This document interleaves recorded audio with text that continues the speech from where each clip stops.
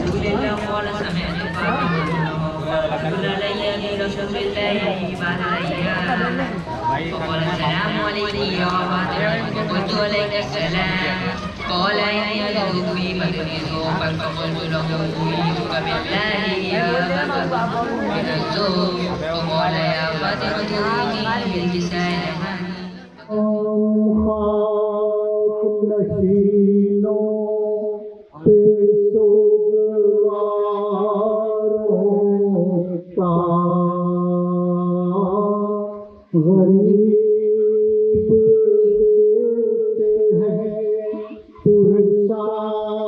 تمہارے پیاروں کا سلام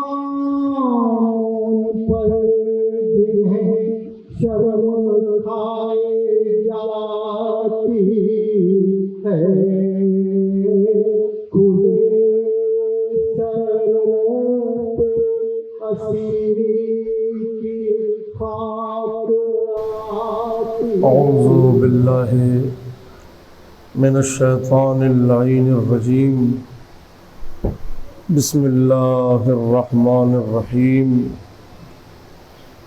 الحمد للہ رب العالمین الحمد للہ الذی ارقدنی فی مہاد امنہ و امانہ وَأَيْقَظَنِي إِلَى مَا مَنَحَنِي مِن مِنَنِهِ وَإِحْسَانِهِ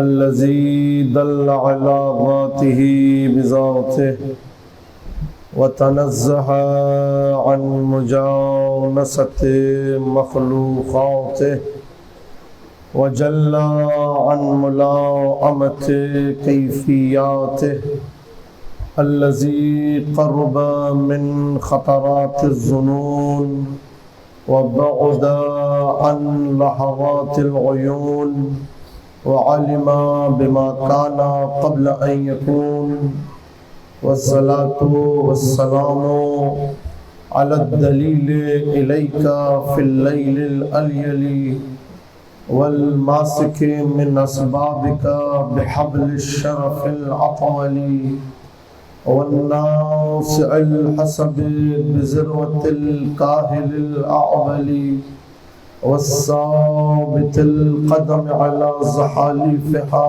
في الزمن الأفضل الرسول المسدد المحمود الأحمد المصطفى الأمجد بالقاسم محمد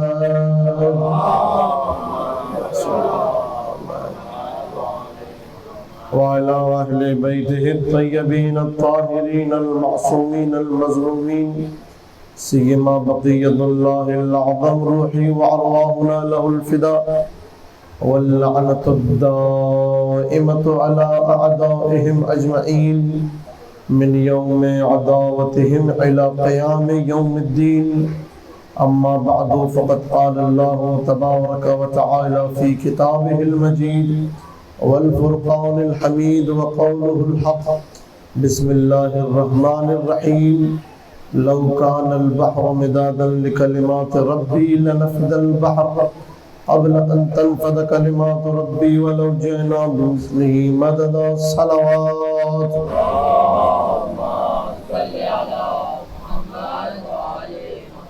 عزیزان محترم، جو مومنین فرش اعضاء پہ نہیں آئے ان سے گزارش ہے دستبستہ کہ فرش اعضاء پہ تشریف لے آئیے، درود پڑھ دیجیے محمد و آل محمد کی ذات پہ۔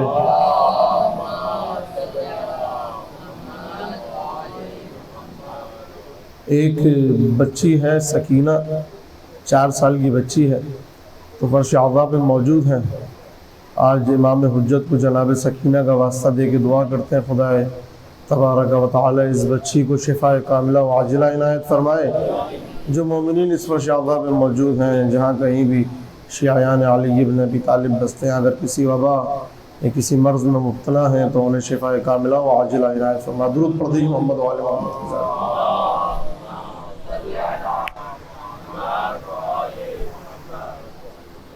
عزیزان محترم، سامعین گرامی قدر، آپ کے سامنے گزشتہ چند روز سے نہج البلاغہ کے حوالے سے گفتگو جاری تھی، اور اسی نشستوں کی آج آخری نشست کہ جن میں ہم نے 11ویں امام کے حوالے سے چند معروضات پیش کرنے ہیں۔ توجہات میری جانب رکھیے گا۔ اللہ کے کلمات کے حوالے سے گفتگو جاری تھی کہ اگر تم اللہ کے کلمات کو ختم کرنا چاہو یا سیاہی لے کر آ جاؤ سمندر کے برابر بھی، تو سمندر تمام ہو جائے گا لیکن اللہ کے کلمے تمام نہیں ہوں گے۔ ائمہ نے فرمایا کہ سروئے زمین پر ہم ہیں اللہ کے کلمے، انہی کلموں میں سے ایک کلمہ ہے امام حسن عسکری کی ذات۔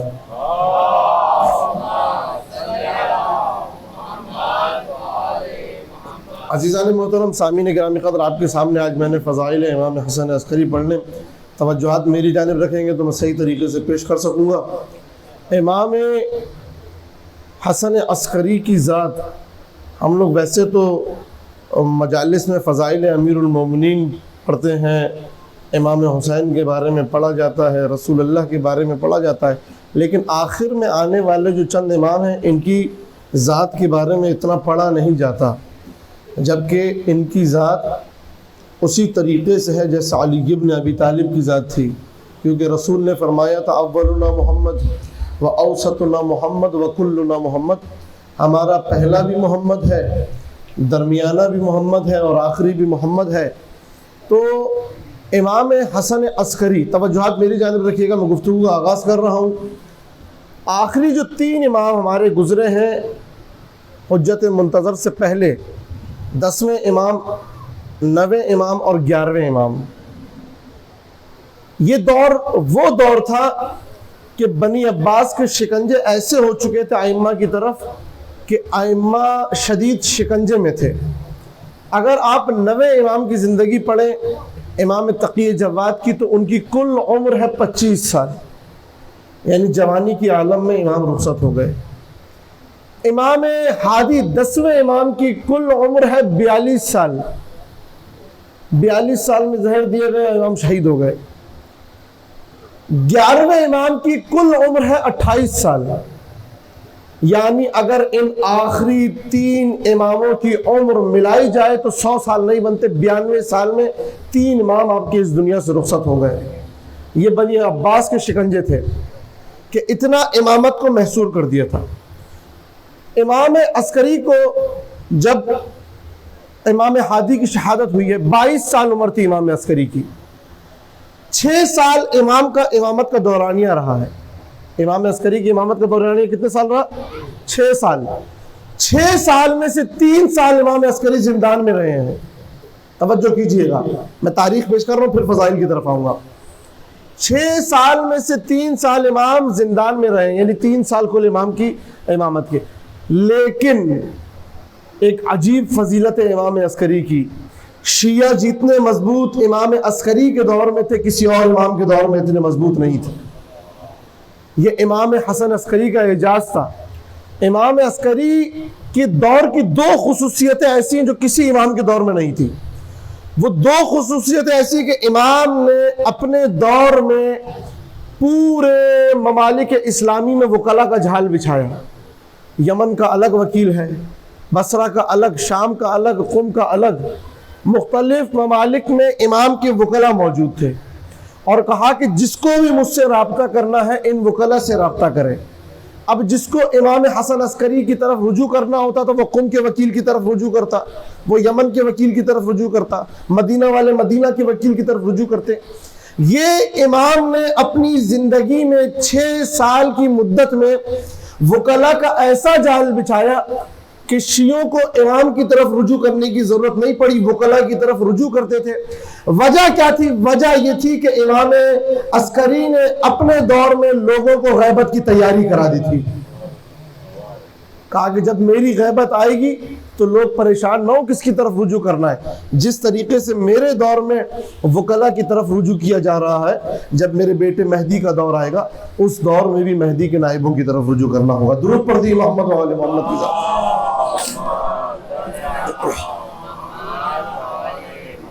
اچھا، یہ تھا ایک امتیاز۔ دوسرا امتیاز امام حسن عسکری کے دور کا، پہلا امتیاز آپ کے سامنے ذکر کر دیا۔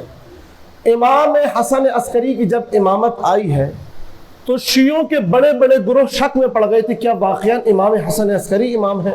توجہ کیجئے گا، شیعوں کے بڑے بڑے گروہ شک میں پڑ گئے کیا واقعاً امام حسن عسکری امام ہے، امامت ان کے پاس ہے، جس کی وجہ سے امام عسکری کو فرمانا پڑا جتنا میری امامت پہ لوگوں نے شک کیا، میرے سے پہلے گزرے ہوئے کسی امام کی امامت پہ اتنا شک نہیں کیا جتنا میری امامت پہ شک ہوا۔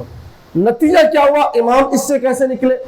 امام نے سب سے زیادہ غیب کی خبریں دی ہیں، توجہ کیجئے گا، سب سے زیادہ غیب کی خبریں اگر آپ امامت کے دورانیے میں دیکھیے تو امام عسکری سے ملتی ہیں۔ کیوں؟ امام عسکری نے اپنے امامت کی دلیل کے طور پہ غیب کی خبریں دی تاکہ لوگ مان لیں کہ حقیقی امام عسکری ہیں۔ امام عسکری کو یہ دو وجوہات ذکر کر دی، اب انشاءاللہ آگے گفتگو کو بڑھاؤں، توجہات میری جانب رکھیے گا۔ امام عسکری کو عسکری کیوں کہا جاتا ہے؟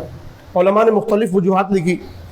ایک وجہ یہ لکھی کیونکہ امام عسکری سامرہ میں جس علاقے میں تھے اس علاقے کا نام تھا عسکر، عسکر کی وجہ سے امام حسن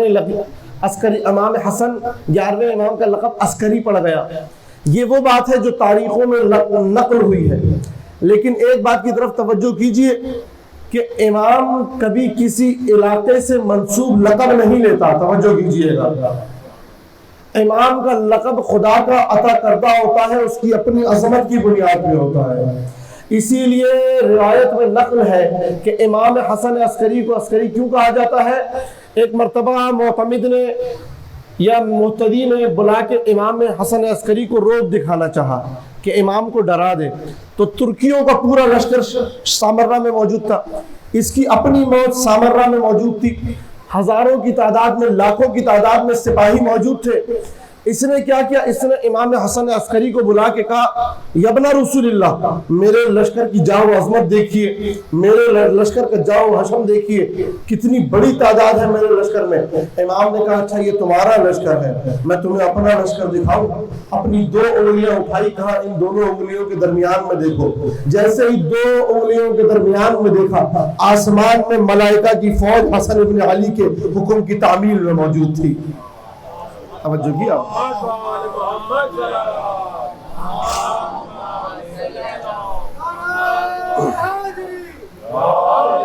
توجہ کیا عزیزان محترم کہ اس وجہ سے امام کا لقب پڑ گیا عسکری، امام کا لقب پڑ گیا عسکری کہ جو بڑی فوج رکھنے والا ہے۔ کون سی فوج؟ جو آسمان میں اس کے حکم کے انتظار میں موجود ہے۔ اب امام حسن عسکری کے دور میں دو چیزیں بڑی اور اہم ہوئی ہیں۔ جب بھی اسلام پہ مشکل آئی امام عسکری نے اس کا تحفظ کیا۔ پہلی مشکل اسلام پہ ایسے آئی کہ تاریخ میں لکھا ہے، آپ توجہات میری جانب رکھیے، اگر شکار ہو رہے ڈسٹرب ہو رہے، ذرا بچوں سے بھی گزارش ہے کہ یا تو ایک جگہ بیٹھ جائیں یا اٹھ کے چلے جائیں تاکہ دوسرے مومنین جو ہے پریشان نہیں ہو۔ درود پڑھو۔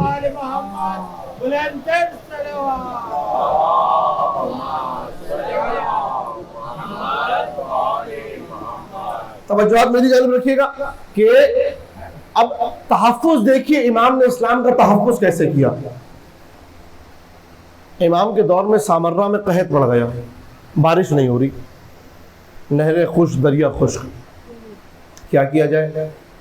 جاسیلیق عیسائیوں کا بڑا رہنما اپنے کچھ عیسائیوں کے ساتھ، اپنے کچھ راہبوں کے ساتھ آیا، صحرا میں آ کے اس نے دعا کروائی، تو ان میں سے ایک راہب نے ہاتھ اٹھایا، جیسے ہی وہ ہاتھ اٹھاتا تھا بارش ہو جاتی تھی۔ توجہ کیجئے گا، جیسے ہی وہ ہاتھ اٹھاتا تھا بارش ہو جاتی تھی۔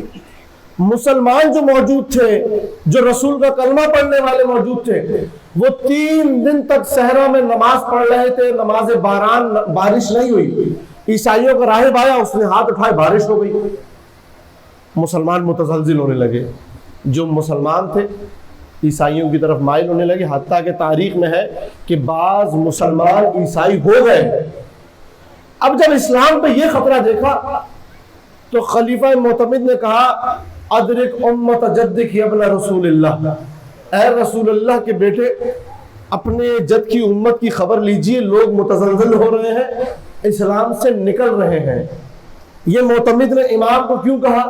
کہ آپ خبر لیجئے ابھی تک تو زندان میں ڈالا ہوا تھا، کیونکہ معتمد کو پتا تھا یہ حسن عسکری اس کا راج ہے جو اگر مباہلے میں آ جائے تو عیسائی کہہ پڑتے ہیں ہم وہ چہرے دیکھ رہے ہیں، اگر یہ پہاڑوں پہ ان کا نور چلا جائے تو پہاڑ ریزہ ریزہ ہو جائے۔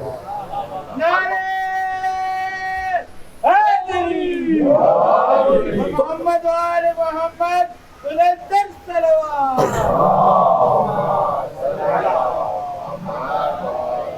تو امام نے کہا اچھا یہ مسئلہ ہے، میں اپنے مسلمانوں کے دلوں سے شک و شبہ کو زائل کروں گا۔ کہا کہ تم 5ویں دن سب کو لے کر آؤ۔ 3 دن مسلمان نماز پڑھ چکے ہیں، بارش نہیں ہوئی۔ 4تھے دن عیسائی آیا، اس نے ہاتھ اٹھائے، بارش ہو گئی۔ 5ویں دن امام نے کہا کہ عیسائیوں کو بھی بلا کر لاؤ، مسلمانوں کو بھی بلا کر لاؤ۔ جیسے عیسائی راہب آیا، اس کو بولا کہ اب دعا مانگو، استسقی الآن، دعا مانگو جو بارش آ رہی تھی۔ اس نے اپنے ہاتھ اٹھائے، بادل آ گئے آسمان پر، بارش برسنا شروع ہوئی۔ امام نے اپنے غلام کو حکم دیا جاؤ اس کا سیدھا ہاتھ پکڑو اور سیدھے ہاتھ میں 2 انگلیوں کے درمیان جو چیز ہے وہ نکال کر لے آؤ۔ توجہ، غلام جاتا ہے، راہب کا دایاں ہاتھ پکڑتا ہے، 2 انگلیوں کے درمیان ایک چھوٹی سی ہڈی رکھی ہوتی ہے، وہ ہڈی نکال کے لاتا ہے، امام عسکری کو دیتا ہے۔ امام عسکری اب کہتے ہیں راہب سے اب ہاتھ اٹھاؤ اور دعا مانگو، دیکھو بارش ہوتی ہے۔ وہ اپنے ہاتھ اٹھاتا ہے، جو بادل آئے ہوئے ہوتے ہیں وہ بھی واپس پلٹ جاتے ہیں، سورج کی کرنیں ظاہر ہو جاتی ہے، عیسائی بھی پریشان ہو جاتے ہیں، مسلمان بھی چونک جاتے ہیں، یہ اب دعا مانگ رہا ہے، اب بارش نہیں ہو رہی۔ معتمد پریشان ہو کے کہتا ہے یبن رسول اللہ، یہ کیا ماجرا ہے؟ امام حسن عسکری کہتا ہے کہ اس راہب کی ہاتھ میں یہ قبرستان سے گزر رہا تھا تو ایک نبی کی قبر کے پاس سے گزرا، تو نبی کی قبر کے باہر نبی کی ہڈیوں میں سے ایک چھوٹی ہڈی اس کے ہاتھ میں آ گئی، اس نے وہ ہڈی چھپا لی اپنے پاس۔ اب جب یہ ہڈی آسمان کی طرف دکھاتا ہے، کیونکہ نبی کی ہڈی ہے تو بارش ہو جاتی ہے۔ توجہ کیجئے گا، نبی کی ہڈی اس کی 2 انگلیوں کے درمیان تھی، یہ جب بھی ہاتھ اٹھاتا تھا بارش ہو جاتی تھی۔ معتمد کہتا ہے یہ بات تھی، کہا چیک کر لو، معتمد کو دیا، معتمد نے ہڈی آسمان کی طرف اٹھائی، بارش برسنا شروع ہو گئی۔ امام نے کہا اب اس ہڈی کو دفنا دو، ہڈی کو دفنا دیا گیا۔ امام نے مصلی بچھایا، 2 رکعت نماز پڑھی، بادل آئے، برسنا شروع ہوئے، اتنے برسے کہ نہریں بھر گئی، دریا بھر گئے۔ امام نے بتا دیا اس کے پاس نبی کی ہڈیوں میں سے ایک چھوٹی ہڈی تھی، وہ ہڈی دکھا کے بارش برساتا تھا۔ میرے اندر خون محمد مصطفیٰ ہے، میری جسموں میں گوشت ہے تو محمد کا ہے۔ محمد وآل محمد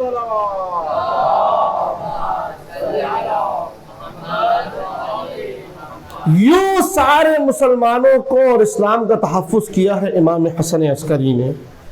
امام ہی کے دور میں عراق کا ایک بہت بڑا فلسفی، توجہ کیجئے گا میری جانب، عراق کا بہت بڑا فلسفی ہے اسحاق کندی۔ اس کے بیٹے نے یا اسی نے ایک کتاب لکھنا شروع کی جس کا نام تھا تناقض القرآن۔ توجہ کیجئے گا، کیا نام تھا کتاب کا؟ تناقض القرآن، یعنی قرآن کے اندر جو تناقض اور تضاد موجود ہے اس کے حوالے سے کتاب لکھی۔ یعنی یہ بتانا چاہ رہا تھا کہ قرآن آپس میں ایک جیسا نہیں ہے، ایک آیت دوسری آیت کو جھٹلا رہی ہے۔ مثال کے طور پہ ایک جگہ خدا کہہ رہا ہے کہ میں جسم نہیں رکھتا، دوسری جگہ کہہ رہا ہے کہ وہ عرش پہ بیٹھا ہے، کرسی پر بیٹھا ہے، تو جو بیٹھنے والی جسم رکھتا ہے وہی بیٹھ سکے گا۔ تو اس نے کہا قرآن میں تناقض موجود ہے، قرآن قابل اعتبار نہیں ہے۔ بڑے بڑے مستشرقین نے بھی قرآن پہ یہی اعتراض کیا کہ قرآن تناقض رکھتا ہے اپنے اندر۔ اسحاق کندی بیٹھ گیا پوری کتاب لکھنے کے لیے جس کا نام تھا تناقض القرآن۔ اسحاق کندی کا شاگرد امام عسکری کی زیارت کے لیے گیا، جیسے ہی امام کی خدمت میں پہنچتا ہے امام کہتے ہیں کہ تم اپنے استاد کو منع کیوں نہیں کرتے ایسے الٹے کام سے؟ کہتا ہے مولا میں کیسے منع کر سکتا ہوں، میرا استاد ہے وہ۔ تو کہا اچھا تم استاد کو منع نہیں کر سکتے، استاد کو کوئی جواب تو دے سکتے ہو؟ کہا مولا کیا جواب دو؟ کہتا ہے قرآن میں تناقض موجود ہے اسی لیے کتاب لکھ رہا ہے۔ تو امام نے کہا اچھا تم ایک کام کرو، جواب میں تمہیں بتا رہا ہوں، تم اپنے استاد کو دے دینا، شاید اس کی عقل میں آ جائے۔ توجہ کیجیے گا، کہتا ہے کہ کیا؟ کہا پہلے تو اپنے استاد کے پاس جا کے اس سے معانست الفت کرو تاکہ وہ تمہاری باتیں سنیں، پھر اس سے کہنا کہ اے استاد ایک سوال ہے میرے پاس، وہ سوال یہ ہے کہ یہ جو تم کتاب لکھ رہے ہو تناقض القرآن، کہ قرآن کے اندر تناقض موجود ہے، ایسا بھی تو ہو سکتا ہے کہ قرآن کا مالک یا قرآن لانے والا تمہارے پاس آئے اور تم سے کہے کہ جو تم نے مراد لی ہے وہ مراد میری نہیں تھی۔ توجہ کیجئے گا، جو مراد اس آیت میں میری ہے وہ تمہاری نہیں تھی۔ تو شاید یہ جواب دے دینا اور اس کو سمجھ میں آ جائے گا۔ شاگرد جاتا ہے استاد کے پاس، کافی عرصہ رکتا ہے، پھر کہتا ہے استاد یہ جو تم کتاب لکھ رہے ہو تناقض القرآن، میرے پاس ایک سوال ہے، تم قرآن میں 2 آیتیں جو آپس میں ٹکرا رہی ہیں وہ جمع کر رہے ہو نا، ہو سکتا ہے وہ جو دوسری آیت جو تم کہہ رہے ہو کہ پہلی آیت سے ٹکرا رہی ہے، اس قرآن کا مالک آ کے تم سے کہہ دے کہ اس دوسری آیت میں میری مراد یہ نہیں تھی، پھر تم کیا کرو گے؟ توجہ، جیسے یہ جواب سنتا ہے حیرت میں پڑ جاتا ہے، کچھ دیر خاموش رہتا ہے، پھر کہتا ہے میں نے تو یہ سوچا ہی نہیں کہ ایک ہی لفظ کے 2 معنی مراد ہو سکتے ہیں۔ توجہ کیجئے گا، پھر کہتا مجھے یہ بتاؤ یہ جواب تمہیں دیا کس نے؟ کہتا یہ میری عقل میں آیا تھا۔ کہا میں یہ تسلیم ہی نہیں کر سکتا یہ جواب تمہاری عقل میں آیا، مجھے سچ بتاؤ۔ کہا یہ میرے مولا حسن عسکری نے دیا تھا۔ تو کہا خدا بہتر جانتا ہے کہ اپنی رسالت کو کہاں قرار دے۔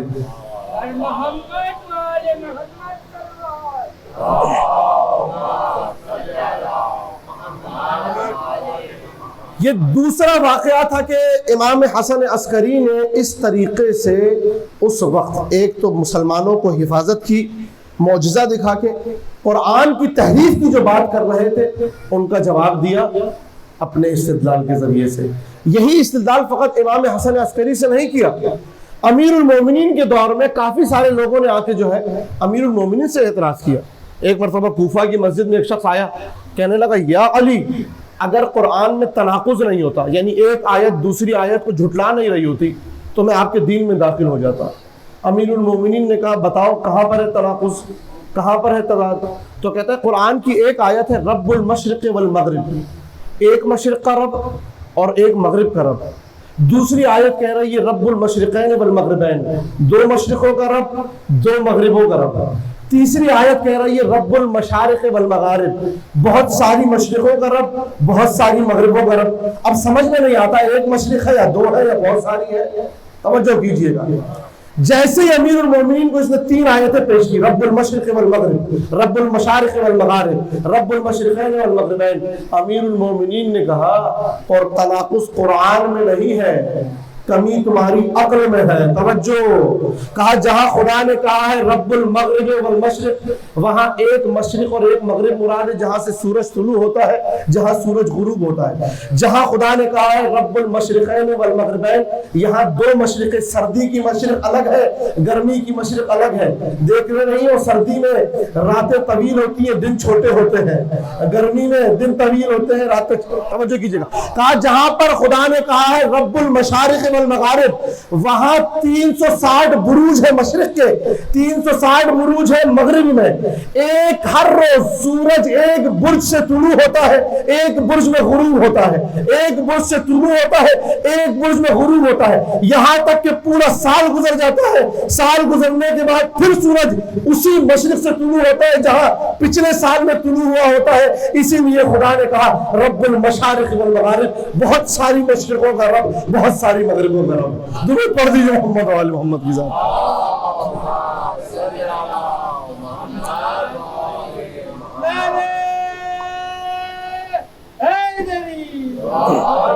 توجہ کی عزیزان محترم کہ تناقض نہیں ہے۔ امام عسکری نے کہا ہو سکتا ہے کہ جو تم مراد لے رہے ہو وہ قرآن کے مالک کی مراد ہی نہ ہو، تو پھر تناقض کیسا قرآن ہے؟ امام عسکری کے اور کام جو امام نے اپنی امامت کے دور میں کیے، شیعوں کو بہت مضبوط کیا، شیعوں کی مدد کر کے شیعوں کو بہت مضبوط کیا۔ اسی لیے امام کے دور میں شیعہ پنپتے ہوئے محسوس ہوئے، بڑھتے ہوئے محسوس ہوئے، حتیٰ کہ اہل سنت علماء نے امام عسکری کے وہ فضائل پڑھے کہ انسان دنگ رہ جائے۔ کہا کہ تشیع کے اماموں میں سے امام حسن عسکری اپنے زمانے کے سب سے بڑے عابد، سب سے بڑے زاہد، سب سے بڑے شجاع، جو 6 سال میں اس طریقے سے تشیع کی حفاظت کریں. پھر اہل سنت علماء نے لکھا طلحہ شافعی، توجہ کیجئے گا، اب دو نقطوں کی جانب توجہ کرانے جا رہا ہوں اور تشیع کے 2 اہم مسئلے آپ کے سامنے رکھ رہا ہوں. طلحہ شافعی، ابن طلحہ شافعی گنجی، اہل سنت کے بڑے عالم 400 ہجری کے، توجہ میری جانب رکھیے گا. انہوں نے اپنی کتاب میں لکھا کہ امام عسکری کی فضیلت کے بارے میں یہی کافی ہے کہ مہدی امام حسن عسکری کی نسل سے ہے. توجہ کیجیے گا. اور امام حسن عسکری کا ٹکڑا ہے مہدی. کون کہہ رہا ہے یہ؟ توجہ کیجیے گا. کس نے کہا یہ بات؟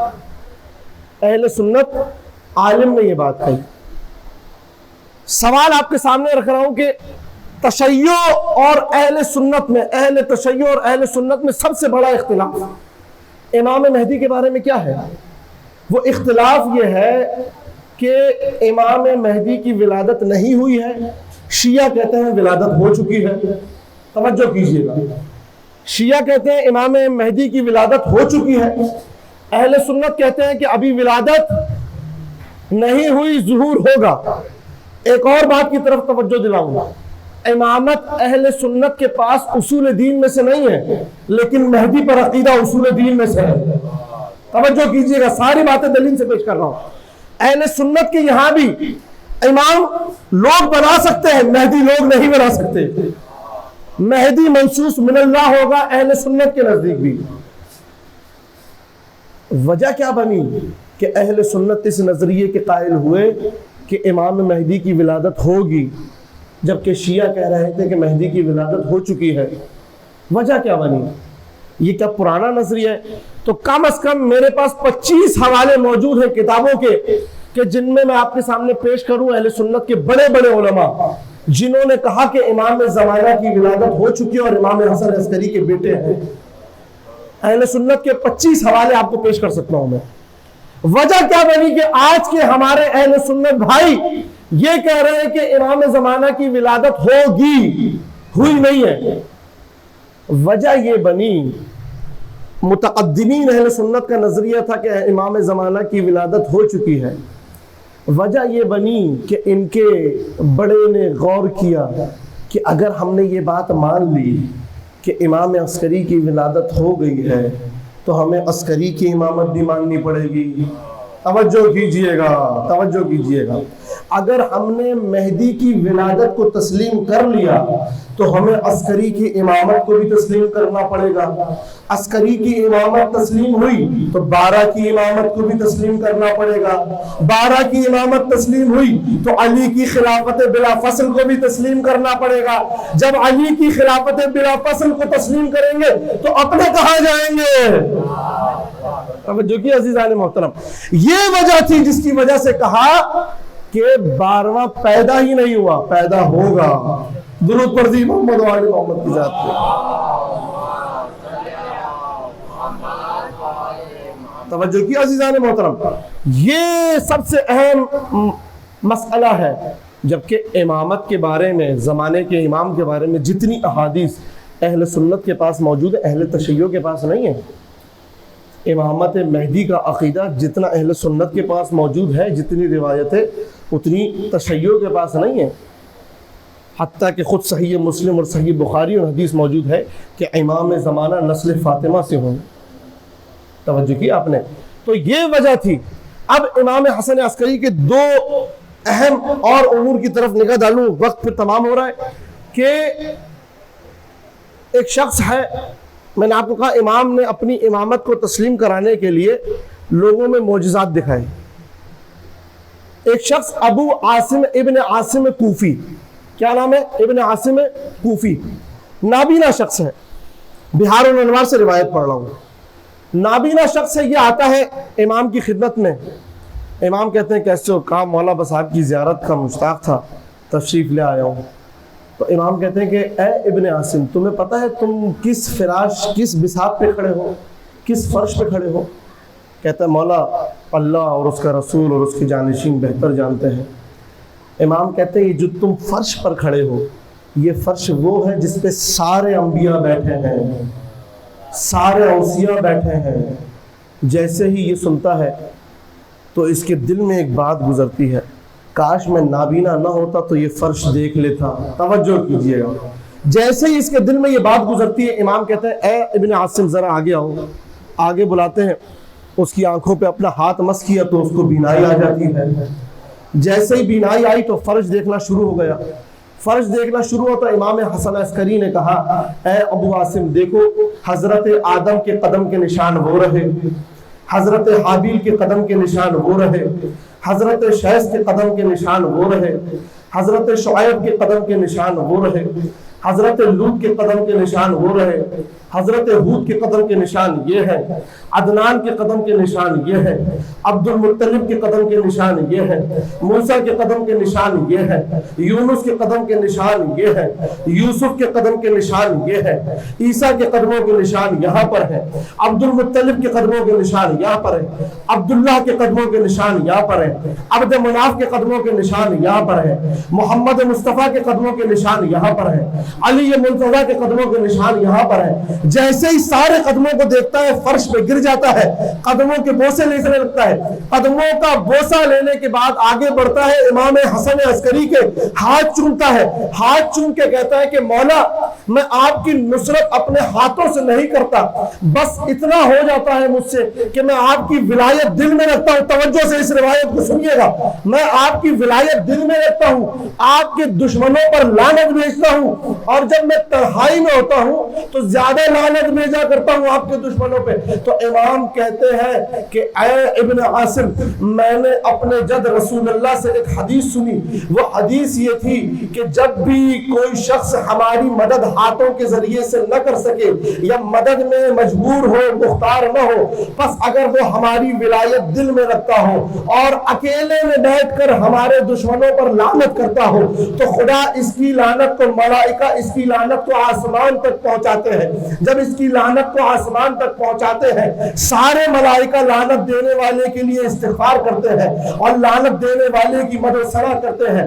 پھر آسمان کے سارے ملائکہ مل کے خدا سے کہتے ہیں بار الہا یہ تیرا بندہ ہے، اس نے تیرے اہل بیت کے دشمنوں پر لعنت کی ہے، اب تو اس سے راضی ہو جا اور اس پر اپنا درود و سلام بھیج۔ خدا جواب میں ملائکہ سے کہتا ہے اے میرے ملائکہ میں نے تمہاری دعاؤں کو قبول کیا، تمہاری آوازوں کو سنا، اب مجھ خدا کا درود و سلام اس بندے کی روح پر، میں نے اس کو اپنے خالص اور نیک بندوں میں سے چن لیا۔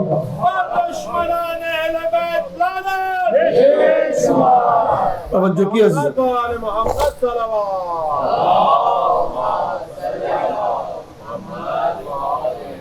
توجہ کی عزیزان محترم، تو لعنت ہمارے یہاں کوئی تبرہ وبرہ نہیں ہے، لعنت درود کی طرح عبادت ہے۔ توجہ کیجئے گا، لعنت درود کی طرح عبادت ہے۔ قرآن کی آیت الذین یکتمون الحق من بعد ما بیناہ للناس فی الکتاب اولئک یلعنهم اللاعنون۔ توجہ کیجئے گا، حق کو بیان کر دینے کے بعد کتاب میں جو حق کو چھپائے اس پہ اللہ بھی لعنت کرتا ہے اور لعنت کرنے والے بھی لعنت کرتے ہیں۔ یہ لعنت کرنے والے کون ہیں؟ یہ آسمان پہ اللہ کے ملائکہ، زمین پر علی کے شیعہ۔ توجہ کی، درود پڑھ دیجیے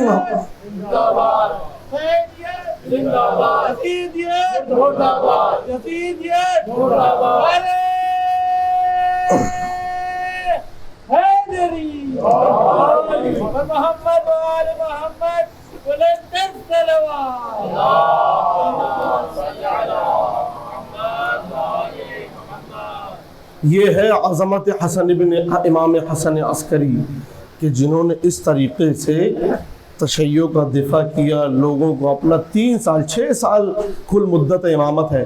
اپنے شاگرد بھی شیخ طوسی نے لکھا کہ امام حسن عسکری کے 100 برجستہ شاگرد چھوڑے ہیں امام حسن عسکری جنہوں نے دین کی خدمت کی۔ پھر امام حسن عسکری کا فقط یہ نہیں تھا کہ مثال کے طور پہ لوگوں کی مدد کر رہے ہیں، شیعوں کی مدد کر رہے ہیں، علم بھی بانٹ رہے ہیں اور لوگوں کو وعظ و نصیحت بھی کر رہے ہیں۔ ایک روایت پیش کروں اس کے بعد منزل مسائل، بڑی اہم روایت ہے، آج آپ لوگ کو ہدیہ کر کے جا رہا ہوں۔ یہ روایت بھی بہار الانوار سے پیش کر رہا ہوں۔ دیکھیں میں نے ابھی تک جتنی گفتگو ساری روایتیں پیش کی ہیں آپ کے سامنے، حدیثیں پیش کی ہیں۔ اپنی بات اس لیے کم کرتے ہیں کہ اپنی بات میں خطا کی گنجائش ہوتی ہے، لیکن امام کے کلام میں غلطی کی گنجائش نہیں ہوتی۔ کیونکہ امام کا کلام کلام الامام الکلام ہوتا ہے، سارے کلاموں کا امام ہوتا ہے جو امام کا کلام ہوتا ہے۔ احمد ابن اسحاق امام کا وکیل ہے قم میں، اوقاف کا، امام حسن عسکری کا نام ہے احمد ابن اسحاق، امام کے اصحاب میں سے بھی ہے۔ امام نے اپنا وکیل مقرر کیا ہوا ہے، جتنے قم کے شیعہ ہیں وہ سب کے سب اس کی طرف رجوع کرتے ہیں۔ ایک دن امام جعفر صادق کے پوتے، درود پر دیو محمد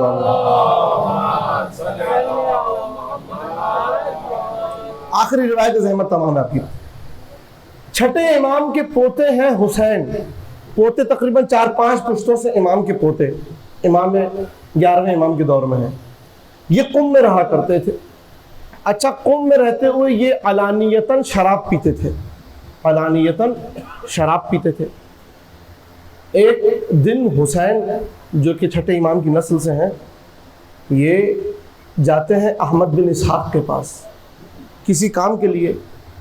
جیسے ہی احمد بن اسحاق کے پاس پہنچے تو دروازہ کھٹکھٹایا،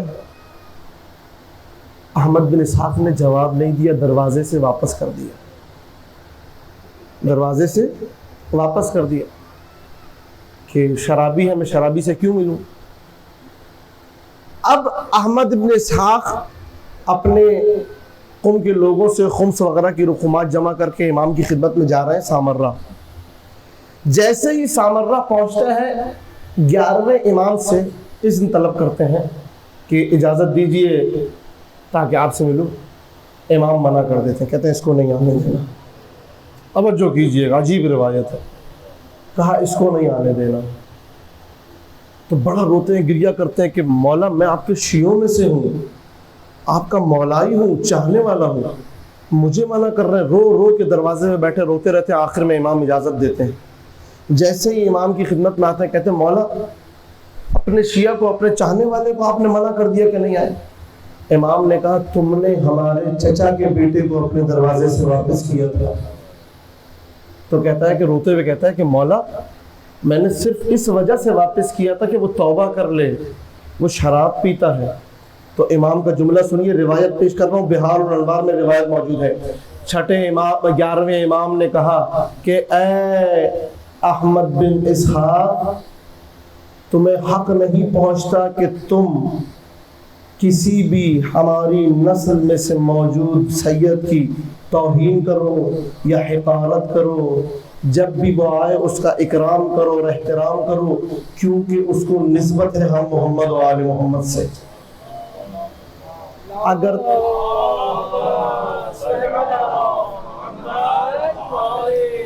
جیسے یہ جملے سنتا ہے، کہا کہ تم اکرام کرو، اس کا احترام کرو، کیوں؟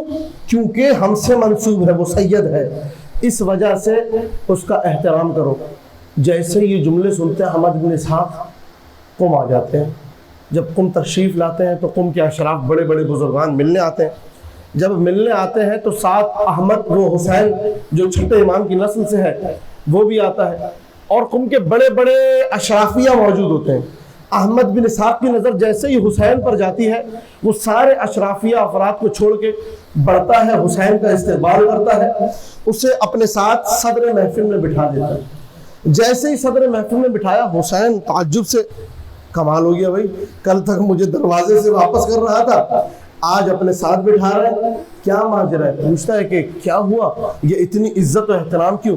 کہتا ہے میں 11ویں امام کی خدمت میں گیا تھا، انہوں نے کہا دیکھو جو سید اولاد رسول ہیں، ہماری نسبت کی وجہ سے ان کا احترام کرو۔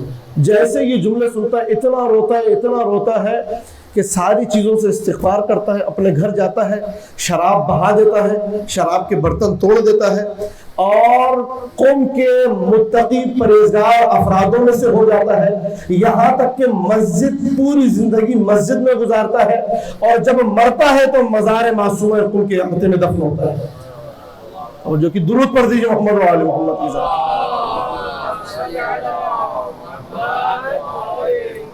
تو عزیزان محترم، آخری حدیث آپ کے پاس پیش کروں، وقت تمام ہو چکا۔ روایت آپ نے سن لی، 11ویں امام کی روایت ہے کہ سید کا احترام کرو۔ کیوں کرو احترام سید کا؟ کیونکہ ہم سے منسوب ہے۔ امام حسن عسکری کہہ رہے ہیں ہم سے منسوب ہے۔ آخری روایت ابن شاہزان قمی کی کتاب سے پیش کروں. چھٹے امام نے فرمایا, اور نتیجہ آپ کے سامنے دے کے جا رہا ہوں. چھٹے امام نے فرمایا ولایتی لعلی ابن ابی طالب علیہ السلام افضل من ولادتی عنہ علیہ السلام. مجھ جعفر صادق کا علی ابن ابی طالب کا مولائی ہونا, علی کی ولایت اپنے دل میں رکھنا, یہ افضل ہے میرے علی کے بیٹے ہونے سے. توجہ کیجئے گا, نتیجہ دے کے جا رہا ہوں. یعنی علی کی ولایت جو خدا نے مجھ پر لازم کی ہے اور جو میں علی کا مولائی ہوں, یہ ولایت افضل ہے اور مجھے زیادہ محبوب ہے اس نسبت سے جو مجھے علی ابن ابی طالب سے ہے. کیوں مولا, کیوں افضل ہے؟ کہا کیونکہ میرا محمد باقر کا بیٹا ہونا, محمد باقر کا زین العابدین کا بیٹا ہونا, زین العابدین کا حسین ابن علی کا بیٹا ہونا, حسین ابن علی کا علی ابن ابی طالب کا بیٹا ہونا خدا کا فضل ہے, جبکہ علی کی ولایت اللہ کی طرف سے فرض ہے.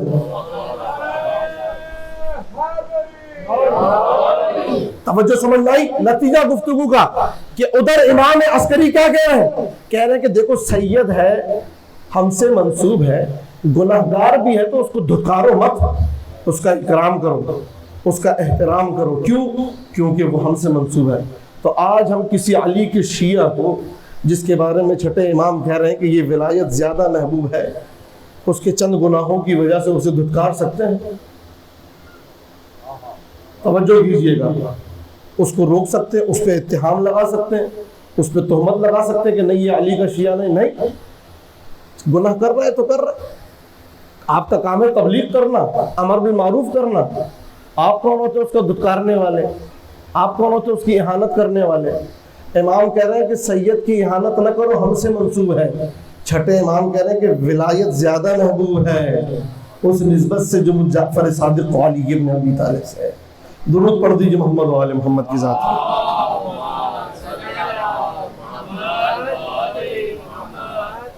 عزیزان محترم, بس یہ چند روایتیں آپ کے سامنے پیش کرنی تھی. آج شب شہادت امام حسن عسکری علیہ السلام 7 ربیع الاول ایام اعزا کی آخری شب ہے. عزاداران مظلوم کربلا, عزاداران امام حسن عسکری, آج جو پرسہ دینا ہے, 2 ہستیوں کو پرسہ دینا ہے. شرما کے مت روئیے گا, پتہ نہیں یہ رات آج کے بعد کسی کو نصیب ہو نہ ہو. مسائل میں پڑھوں گا, آرام سے انشاءاللہ تابوت بھی برآمد ہوگا. 2 ہستیوں کو پرسہ دینا ہے. ایک ہستی ہے جناب فاطمہ الزہرا کی ذات, جو اپنا شکستہ پہلو ایک ہاتھ پہلو پہ رکھ کے اپنے ہر بیٹے کے جنازے پہ آتی ہے. کبھی حسین کے لاشے پہ آ کے کہتی ہے میرے حسین, کبھی حسن مجتبیٰ کے لاشے پہ آ کے کہتی ہے میرے حسن. 12 اماموں کے لاشے پہ جناب زہرا نے 11 اماموں کے لاشے گریہ کیا. کبھی امام حسن عسکری کے لاشے. عزادار جناب زہرا کو پرسہ دینا ہے, اور دوسرا پرسہ دینا ہے امام زمانہ کو پرسہ دینا ہے ان کے بابا کی مظلومیت کا. شرما کے مت روئیے گا عزادارو. امام حسن عسکری کو زہر دیا گیا. یہ زہر 2 اماموں کو دیے گئے, ایک امام حسن مجتبیٰ کو, ایک امام حسن عسکری کو. امام حسن مجتبیٰ کو جو زہر دیا گیا تھا, اس نے یہ کام کیا تھا کہ جگر کے ٹکڑے کر دیے تھے. لیکن امام حسن عسکری کو جو زہر دیا, اس نے جگر کے ٹکڑے نہیں کیے, جسم کے اندر سارے اعضاء کھول دیے تھے. یہاں تک کہ 28 سال کی عمر کا جوان امام وقت آخر لیٹ کر نماز پڑھ رہا تھا, کھڑے ہونے کی ہمت نہ تھی. مقاتل میں موجود ہے کہ امام ایسے ہو گئے تھے جیسے درخت سے پتے جھڑتے ہیں. عزاداران امام, 2 جملے مصیبتوں کے سنتے چلیے گا. جب وقت آخر آیا نا, تو امام حسن عسکری نے پانی مانگا, غلام نے پانی لا کے دیا, تو مقاتل میں موجود ہے کہ ہاتھ ایسے کپا رہا تھا کہ پانی کا کاسا ایک بار گر گیا زمین پر. दूसरी बार जब पानी लिया तो पानी पीने लगे तो बदन इस तरीके से कपकपा रहा था कि कासे के दांतों से लगने की आवाजें सारे सुन रहे थे। अज़ादारों, इतनी नहाफत और कमजोरी के आलम में इमाम हसन अस्करी ने कहा मेरे बेटे मेहदी को बुला कर लाओ। इमाम मेहदी को बुला के लाया गया। इमाम मेहदी आते हैं, कहते हैं कि ऐ मेरे अहल बैत के सरदार, शर्मा के मत रोइएगा, मैं जुमला पढ़ रहा हूँ मुसीबत का। कहा कि ऐ मेरे अहल बैत के सरदार, मैं अपने परवरदिगार की तरफ जाने वाला हूँ, बेटा मेहदी अपने हाथों से एक पानी का गिलास पिला दे। इमाम मेहदी ने कासे में पानी भरा, इमाम हसन अस्करी को अपने हाथों से पानी पिलाया। मैं कहूं कि ऐ इमाम मेहदी, अजीब मंजर है, आपकी उम्र है 5 साल, लेकिन आपने अपने बाबा को पानी पिला दिया। करबला में आप ही की उम्र की एक बच्ची है सकीना। जब अब्बास खैमे में गए हैं तो देखा सकीना मशकी से उलट उलट के देख रही है और कहती जाती है, चाचा अब्बास, मशकीजों में पानी नहीं, मेरा असगर मर जाएगा चाचा।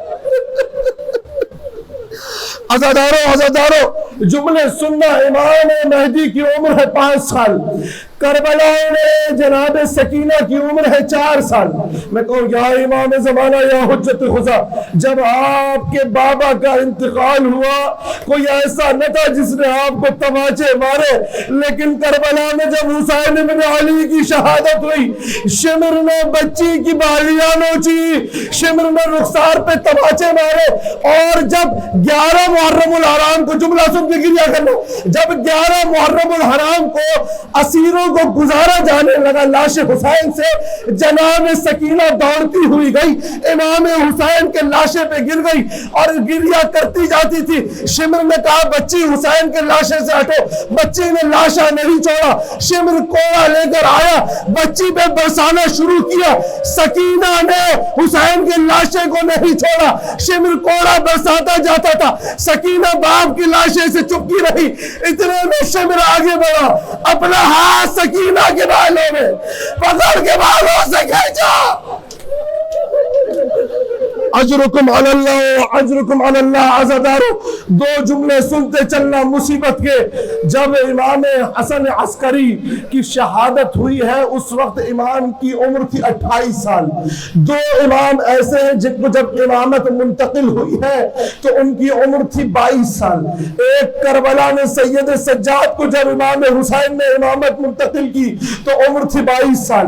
एक इमाम हसन अस्करी को जब इमाम हादी ने इमामत मुंतकिल की तो उम्र थी 22 साल। लेकिन मैं कहूँ या इमाम हसन अस्करी, जब आपके बाबा ने आपको इमामत मुंतकिल की थी तब मंजर कुछ और था। जब हुसैन इब्न अली खैमे में आए थे सैयद सज्जाद को मुंतकिल करने, तो इमाम सज्जाद ने देखा तो इमाम हुसैन का पूरा खून में भरा था बदन। कहा बाबा अब्बास कहाँ गए, बाबा अली अकबर कहाँ गए। इमाम हुसैन ने कहा बेटा सज्जाद, या तुम रहे हो या मैं रहा हूं, मर्दों में कोई बाकी नहीं रहा।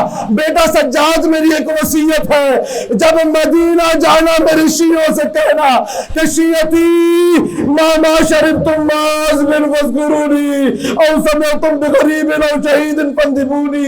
ऐशियों, जब भी ठंडा पानी पीना मुझ हुसैन की मजलूमियत को याद करना। अज़ादारों, आखिरी जुमला, जब इमाम का ताबूत तैयार हुआ, आखिरी जुमले मुसीबत के, इमाम हसन अस्करी का ताबूत तैयार हुआ, इमाम ज़माना ने गुस्ल दिया, कफन दिया, नमाज पढ़ी। मैं कहूँ इमाम ज़माना, आपने अपने बाबा के जनाजे पर ताबूत पर नमाज पढ़ ली। जरा 11 मुहर्रम को करबला में आके देखिए, बनी असद वाले पूछ रहे थे सैयद सज्जाद क्या करे। इमाम सज्जाद ने कहा एक चटाई बिछाओ। चटाई बिछा के हुसैन के टुकड़े डालना शुरू की।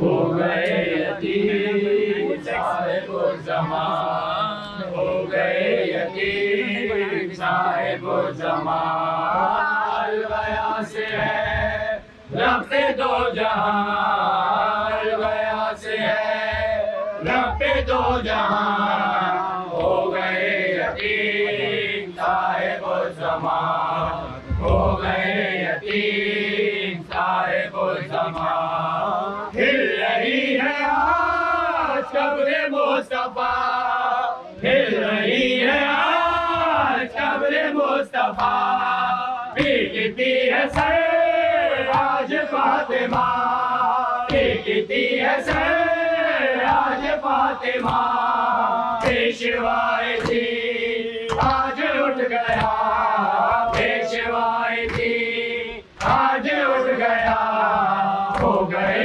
यतीम साहिब ज़मान हो गए यतीम साहिब ज़मान हर गया से है रब दो जहां गया से है रब दो जहां हो गए यतीम साहिब ज़मान हो गए यतीम साहिब ज़मान सामरा में है अशरीक बाबा सामरा में है अशरीक बाबा अंबियाए दीन करते हैं फुगा अंबियाए दीन करते हैं फुगा आँख उड़ाती है आले मुस्तफा आँख उड़ाती है आले मुस्तफा हो गए यतीम साहिब ज़मान हो गए यतीम साहिब ज़मान हर गया से है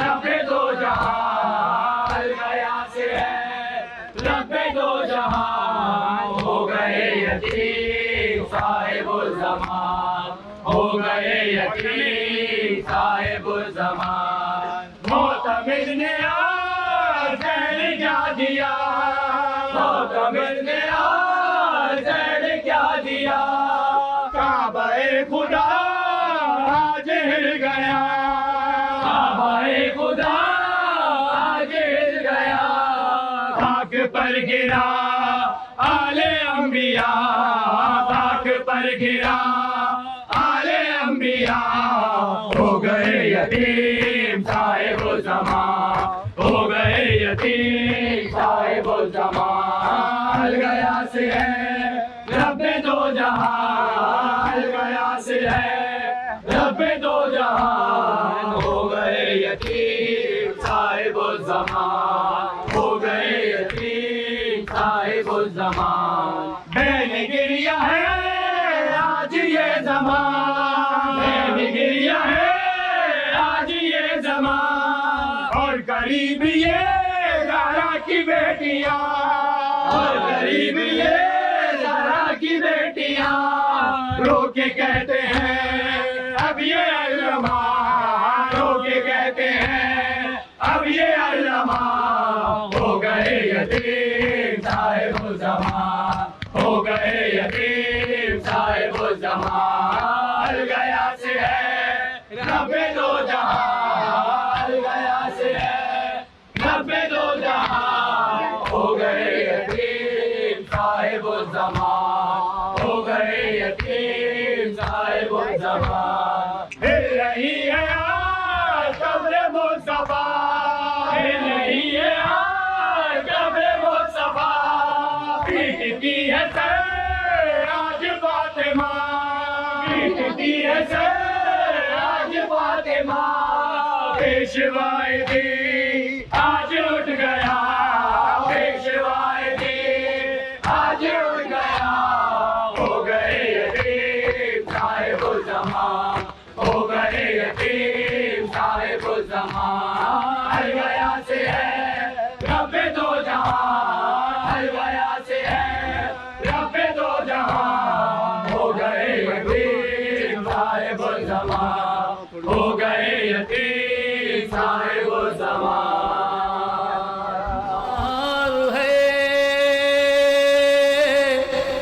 उठो सकीना घर चलो और तुम पर पुपी निसार है। उठो सकीना घर चलो, हाय शाम गरीब आ गई, गम की सियाही छा गई।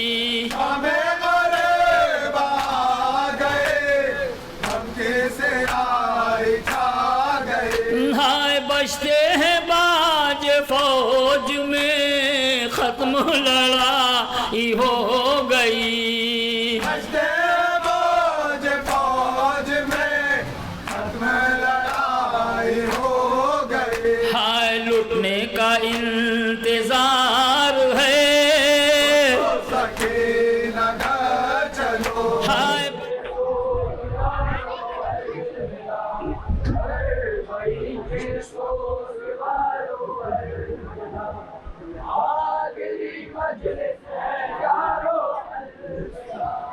आखिरी मजलिस अलविदा। सर कहीं लाशें कहीं कब्रें